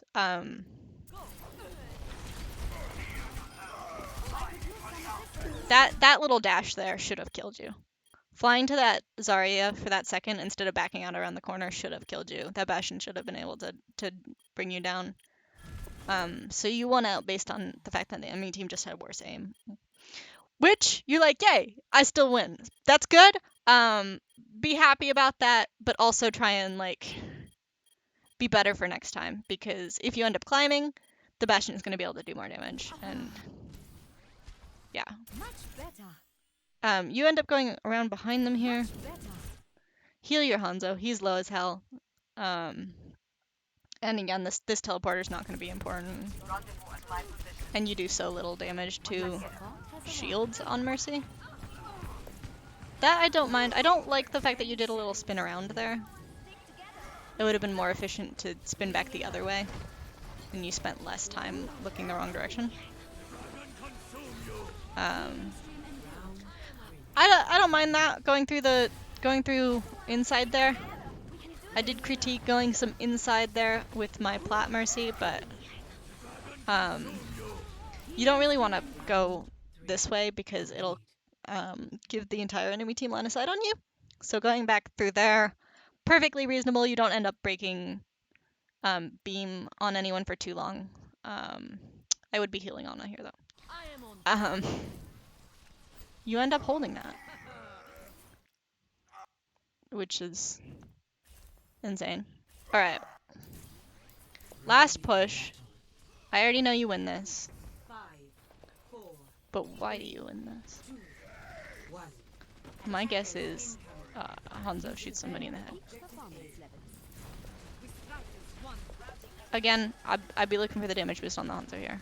Need healing. You've got this. Oh, you just heard, You needed a doctor. you heard that Hanzo call for heals. It clearly wasn't the Genji. They do have similar voices, but in that they have male voices with Japanese accents. But you know it's definitely not Genji, even if you don't know the voice line super well. So it has to be, because it would show the little plus sign above his head. Or whatever it shows. I don't even remember. But you know it has to be the Hanzo. You just walked past the Hanzo behind you. So you know he has to be behind you. The reaction to heal that Hanzo should be faster.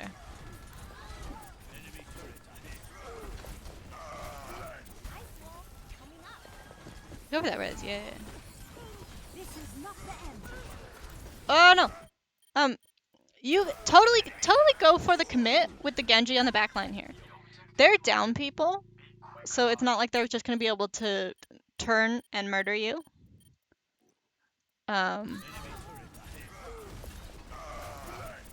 And because nobody's in this room, The end. and nobody's over here, which you see when you walk forward here a little bit, you can stay around here, basically where you would conceivably hold on defense, and be out of everyone's LOS, and damage boost this Genji so he kills this Ana here. Oh my god, your Ryan killed the Ana. Insanity.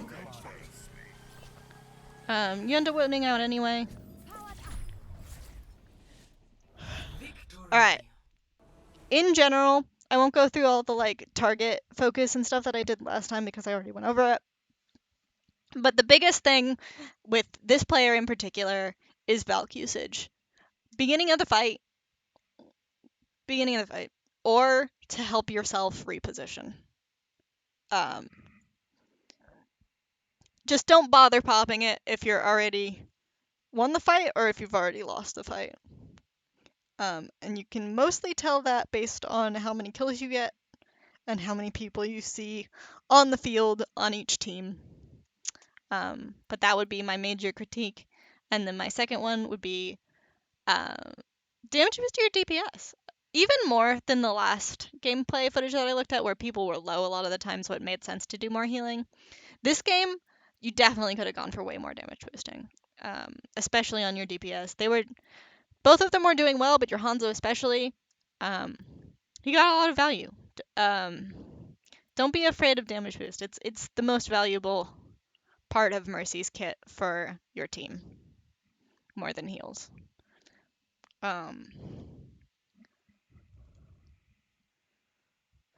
So yeah, I've been talking for 45,000 years, and by that I mean 3 hours. No, 2 hours. It's fine, I can do math, don't worry about it. But anyway, I'm tired as hell now. I hope that was at least somewhat interesting. I'll probably put a poll up on my Discord if people want to see more VOD reviews. You can find my Discord down underneath the stream right now. If you just click on the little Discord icon, and then I will at everybody and be like, hey, yo, you want to see more of this? And then people will be like, hey, please don't add everybody. And I'll be like, just mute me. It's fine. Don't worry about it. Anyway, I've let my my possible ADHD run wild for too long, I think. And I'm getting spacey. So, if we want to see more of this, we'll do this Volskaya game from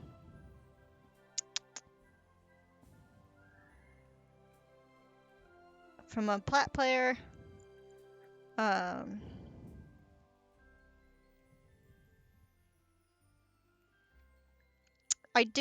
If I go back in time a little bit more, I do see a VOD request for a bronze player, which I am so fascinated with.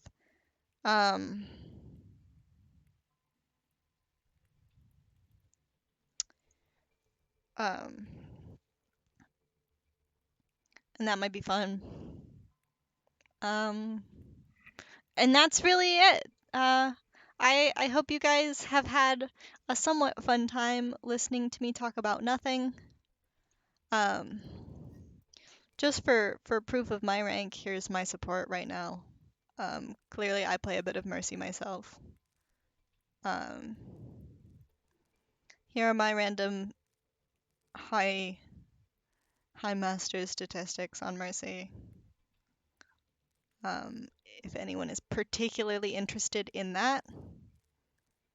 Um, and it is a thing. I did add a thing in my stream that you should be able to look at my stats if you want to, using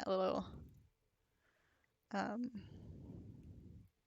that little Overwatch icon on the right side. Anyway, I'm done rambling. I'm done rambling.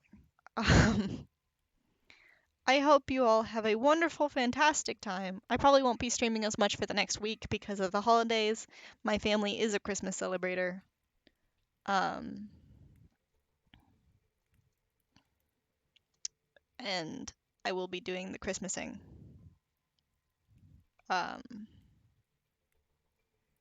But yeah, thanks for joining me today. I've had a fun time. I hope you've had at least somewhat of a fun time, and I'm gonna go do something that takes slightly less energy. All right, bye.